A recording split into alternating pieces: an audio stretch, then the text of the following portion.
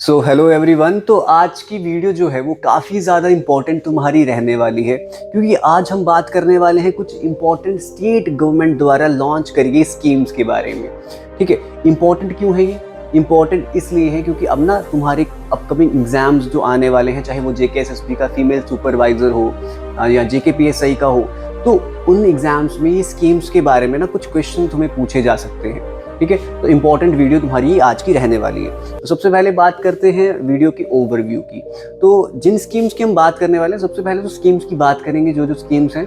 Then उसके बाद second part हमारा रहेगा जिसमें हम MCQs भी कुछ डिस्कस करेंगे।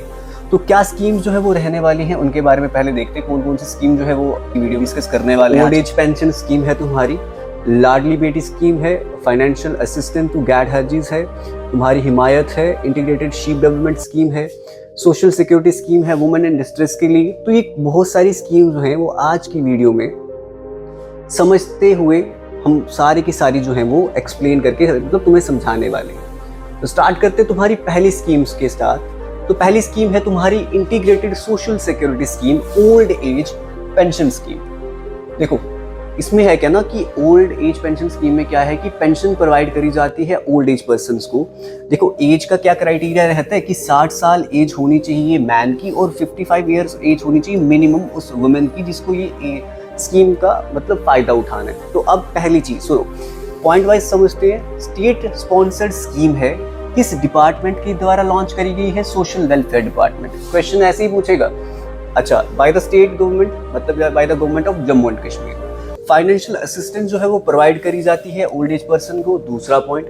तीसरा पॉइंट, जो स्कीम है ये फंड करी जाती है प्लान और non plan on the basis of 50-50 sharing बैटर। प्लान और नॉन प्लान एक्सपेंडिचर एक चीज आती है, उसको समझना। मतलब ऐसा एक्सपेंडिचर जो प्लान करा गया हो, जैसे 5 साल का प्लान रहता है गवर्नमेंट का किसी का, तो उसमें होता क्या है कि गवर्नमेंट ने प्लान करके रखा होता है इतना बजट है, ये चीजें करी जाएंगी। नॉन प्लान में डिफेंस आ जाता है या और बड़ी सारी चीजें जो तुम्हारी गवर्नमेंट आती है, तो वो रहता है तुम्हारा। तो 50-50 शेयरिंग पैटर्न पे ये तुम्हें जो है देखने को मिलेगा, फंड करे जाएगा तो गवर्नमेंट के द्वारा।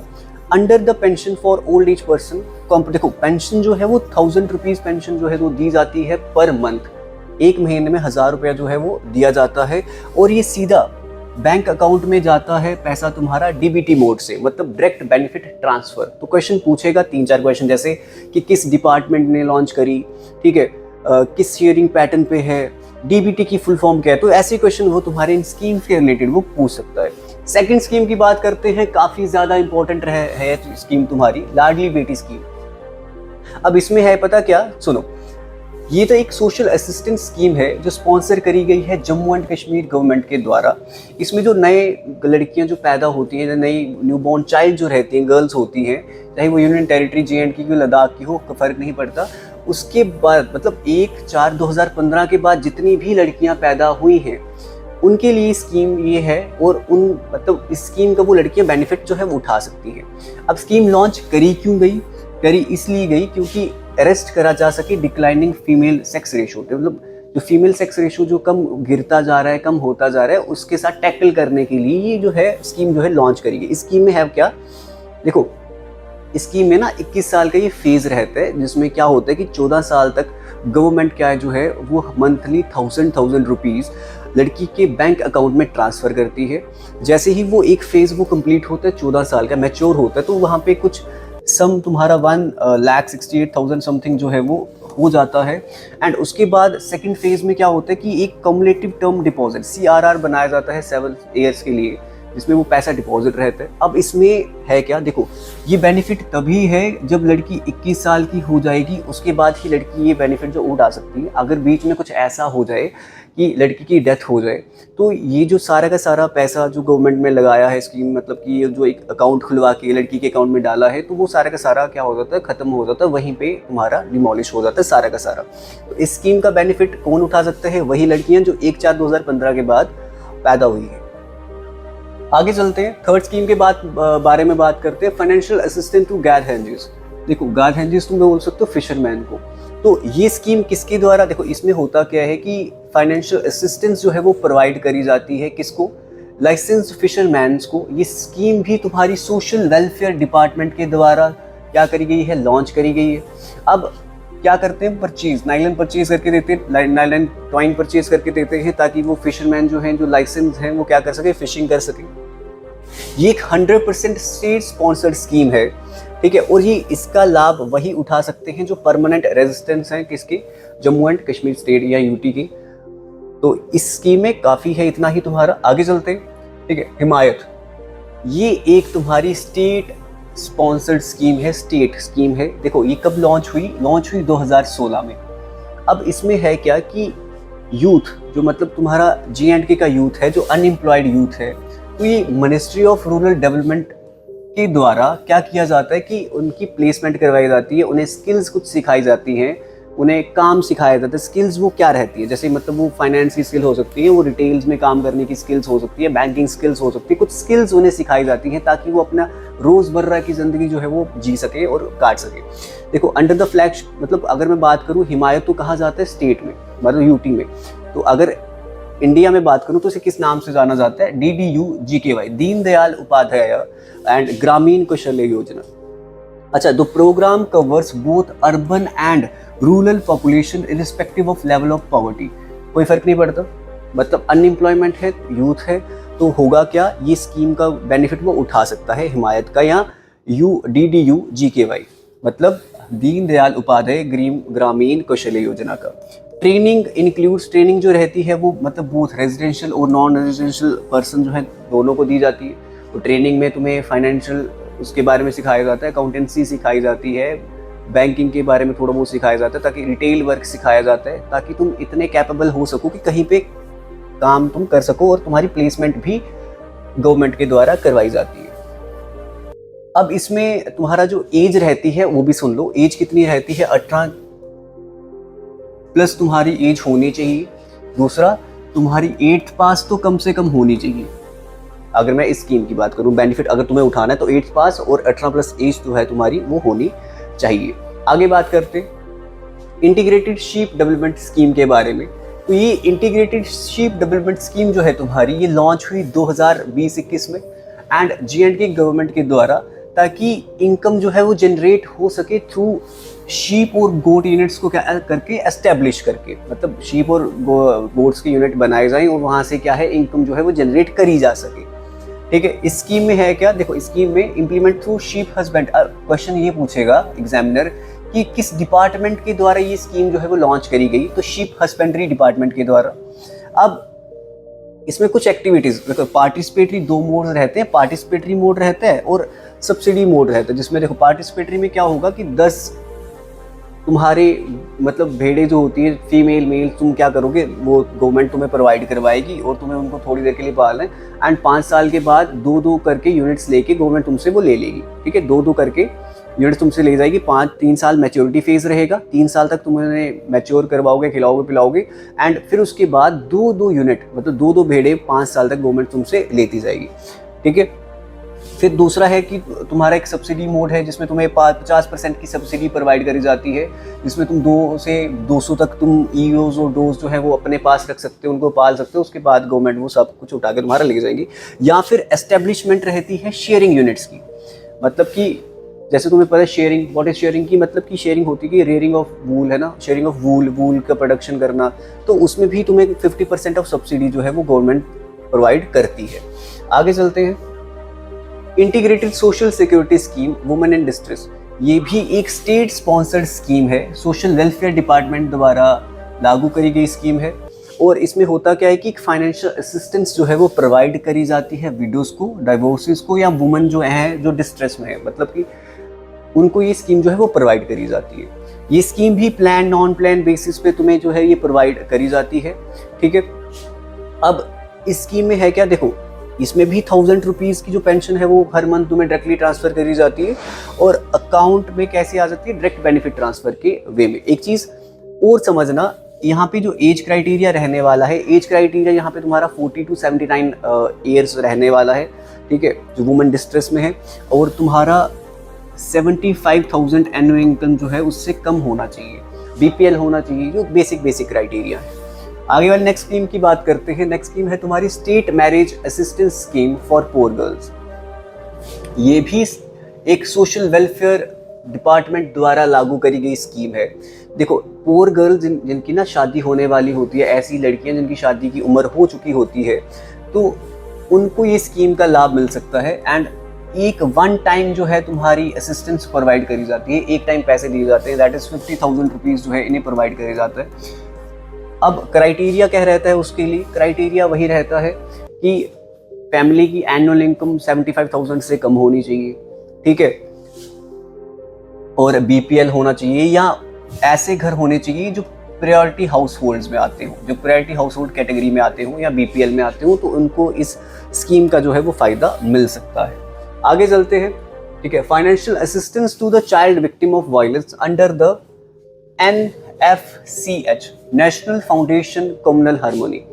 अब ये स्कीम उन बच्चों के लिए है जिनको शिकार होना पड़ा है कम्युनल वायलेंस का या वायलेंस का, टेररिज्म का शिकार होना पड़ा है, तो ये स्कीम उनके लिए है। तो पहली रजिस्ट्रेशन उस स्कीम की कब हुई थी? 19 Feb 1992 under the societies registration act. किस एक्ट के अंदर? सोसाइटीज रजिस्ट्रेशन एक्ट इन 1860, ठीक है। इस एक्ट के अकॉर्डिंग ये तुम्हारी जो है स्कीम लागू हुई थी। फाइनेंशियल असिस्टेंस प्रोवाइड करी जाती है किसको?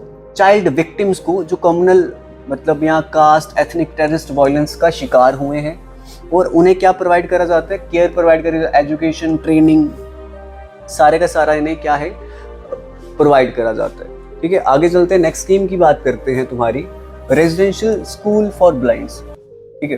तो ये स्कीम में क्या है कि रेजिडेंशियल स्कूल जो है वो ओपन करे जाते हैं किन के लिए? ब्लाइंड बच्चों के लिए। ये भी एक स्कीम है जो कि सोशल वेलफेयर डिपार्टमेंट के द्वारा लागू करी गई है, जम्मू एंड कश्मीर यूटी के द्वारा, ठीक है। इसमें क्या रहता है कि प्रोटेक्शन और वेलफेयर एजुकेशन पढ़ाया जाता है, उनका ख्याल रखना, ये सब किस स्कीम के अंडर है? इसी स्कीम के under, residential school for blinds के अंदर। 100% स्टेट स्पॉन्सर्ड स्कीम है।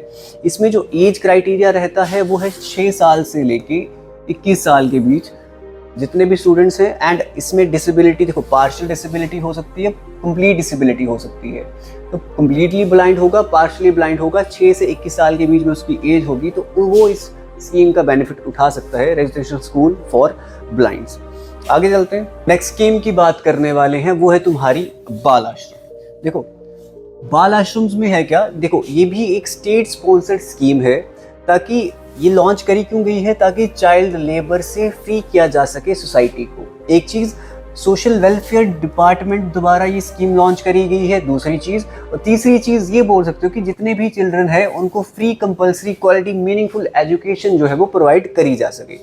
ये भी एक 100% स्टेट स्पॉन्सर्ड स्कीम है तुम्हारी, और ये परमानेंट रेजिडेंस जो है तुम्हारे स्टेट के, उन्हीं को ही प्रोवाइड करी जाती है। नेक्स्ट स्कीम की बात करते हैं, वो है तुम्हारी नारी निकेतन। जैसे ही बाल आश्रम बच्चों के लिए बनेंगे, नारी निकेतन क्या है कि उन फीमेल्स के लिए बने हैं जो फीमेल्स डेस्टिट्यूट हैं या डाइवोर्स्ड हैं या जिनके पति मर चुके हैं, ठीक है। तो ये स्कीम जो है एस्टेब्लिश हुई थी, नारी निकेतन एस्टेब्लिश होना शुरू हुए थे कब? 1976 में बाय सोशल वेलफेयर डिपार्टमेंट के द्वारा। अब इसमें रहता है क्या कि जो वुमेन डिजर्टेड हैं, डेस्टिट्यूट हैं या विडोज हैं, ये स्कीम उनके लिए है, और मीन्स ऑफ लिवलीहुड जो है उन्हें प्रोवाइड करे जाते हैं, असिस्टेंस, फाइनेंशियल असिस्टेंस भी प्रोवाइड करी जाती है। 100% स्टेट स्पॉन्सर्ड स्कीम है, और परमानेंट रेजिडेंस जो है स्टेट की, वही इस स्कीम का जो है वो बेनिफिट उठा सकते हैं। केयर प्रोवाइड करी जाती है, प्रोटेक्शन प्रोवाइड करी जाती है इन नारी निकेतन में by the social welfare department के द्वारा। नेक्स्ट स्कीम की बात करते हैं, स्परिंग एंटरप्रेन्योरशिप इनिशिएटिव। अब देखो, इस इनिशिएटिव का मेन एम ये है कि यूनियन टेरिटरी में एंटरप्रेन्योरशिप को थोड़ा बढ़ावा दिया जाए, यूथ जो तुम्हारा अनएम्प्लॉयड है उनको असिस्टेंस प्रोवाइड करी जाए। असिस्टेंस कितनी प्रोवाइड करी जाती है? 2 से 20 लाख के बीच में असिस्टेंस जो है वो इन्हें प्रोवाइड करी जाती है। ऑब्जेक्टिव क्या रहता है इसका कि एनकरेज करना यूथ को, इनोवेशन करवाना उनसे, ताकि जॉब क्रिएशन हो सके एंड अनएम्प्लॉयमेंट के साथ टैकल किया जा सके।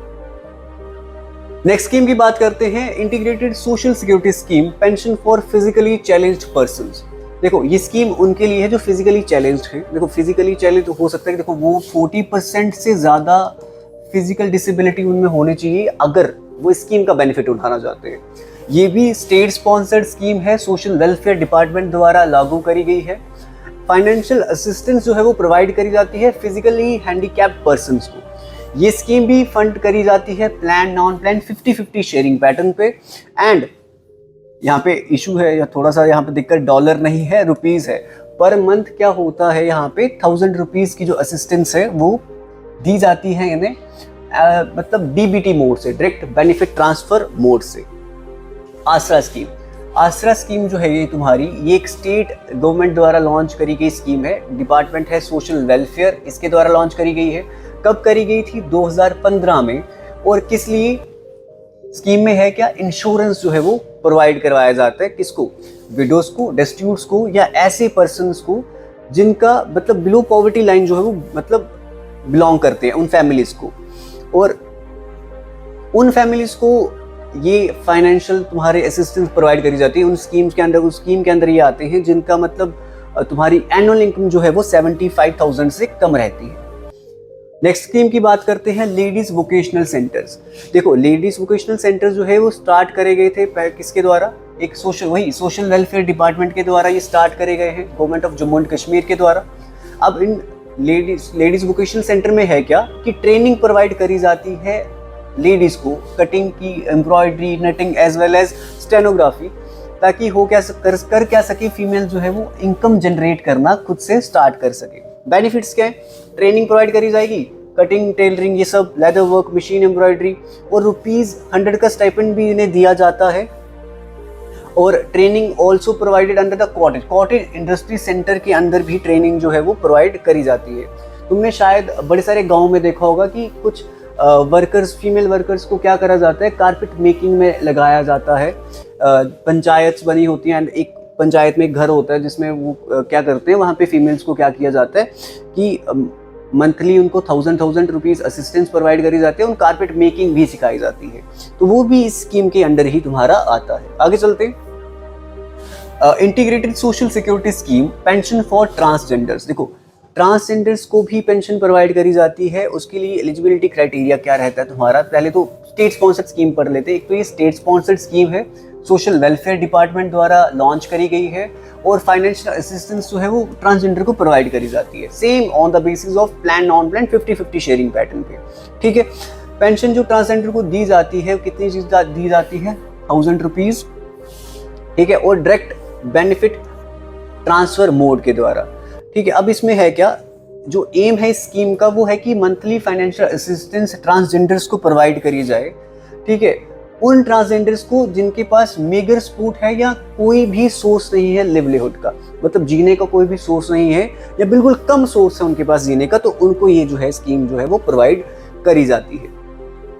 प्रोस्थेटिक एड स्कीम, ये भी एक स्टेट स्पॉन्सर्ड स्कीम है, स्टेट द्वारा तुम्हारी लागू करी गई है। एंड इस स्कीम का बेनिफिट वो कौन उठा सकता है? ऐसे पर्सन जो डिसेबिलिटी है, जिन पे 40% से ज़्यादा डिसेबिलिटी हो या डिसेबल हो पर्सन, उस स्कीम का बेनिफिट जो है वो उठा सकते हैं। आर्टिफिशियल अप्लायंसेज उन्हें प्रोवाइड करे जाते हैं, जैसे tricycles, wheelchair, clutches, hearing aids, artificial limbs, ये सब। ठीक है। और ये है क्या, फाइनेंशियल असिस्टेंस भी थोड़ी बहुत उन्हें क्या करी जाती है, प्रोवाइड करी जाती है, और ये कुछ चीज़ें उन्हें प्रोवाइड करी जाती है। आई होप कि तुम्हें ये वीडियो समझ आया हो। ठीक है। अब नेक्स्ट वीडियो में हम क्या बात करने वाले हैं तुम्हारी, नेक्स्ट वीडियो में हम बात करने वाले हैं तुम्हारे कुछ इंपॉर्टेंट MCQs की। तो इतना ही रखते हैं आज की वीडियो के लिए। आई होप कि तुम्हें ये वीडियो आज की पसंद आई होगी। तो ऐसी ही और अमेजिंग वीडियोस के लिए तुम चैनल को सब्सक्राइब करो। ठीक है। लाइक करो वीडियो को एंड शेयर करो। शेयर बहुत ज़्यादा ज़रूरी है, क्योंकि अगर वीडियो पसंद आई है तो लाइक करो, शेयर करो, सब्सक्राइब करो यार, दबा के करो, सबको भेजो। ठीक है। इतना ही रखते हैं आज की वीडियो में, और जय हिंद तुम सबको।